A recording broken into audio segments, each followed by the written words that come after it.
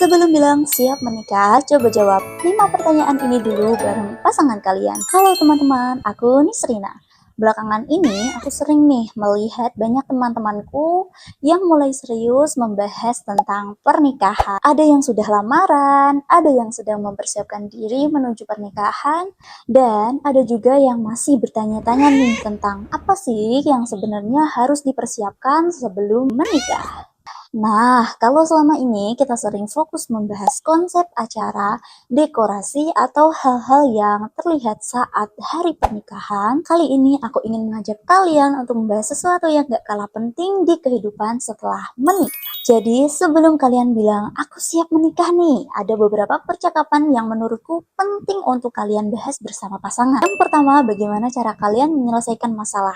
Nah, karena setiap orang punya cara yang berbeda saat menghadapi konflik, maka hal ini sangat penting untuk kalian tahu satu sama lain ya. Mungkin sebagian dari kalian ada yang ingin langsung membahas permasalahan dan titik itu juga selesai. Dan ada tipe juga yang butuh waktu untuk menenangkan diri agar bisa menyelesaikan masalah. Kalian tipe yang mana nih? Pertanyaannya, apakah dari kalian sudah tahu cara masing-masing untuk mengontrol diri dari mungkin marah, kecewa, atau bahkan terluka?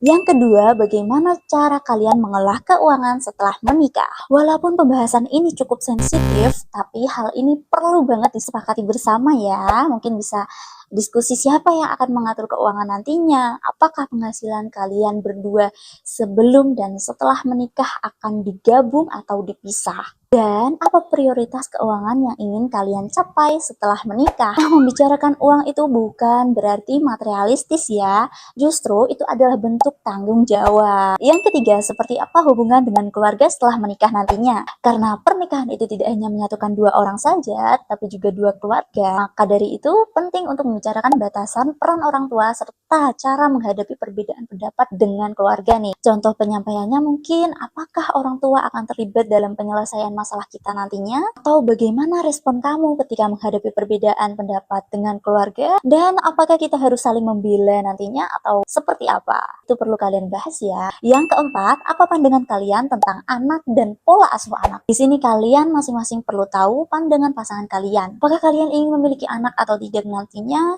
Kalau iya, apakah ingin segera atau menunda terlebih dahulu? Dan nilai-nilai apa yang ingin kalian tanamkan kepada anak kalian nantinya? Pertanyaan ini mungkin tidak harus punya jawaban yang proper ya, tapi setidaknya kalian itu tahu arah yang ingin dituju bersama itu akan seperti apa. Yang kelima, apa ekspektasi kalian terhadap pernikahan dan bagaimana peran masing-masing nantinya. Di sini mungkin kamu akan menemukan jawaban untuk lanjut atau stop di sini saja.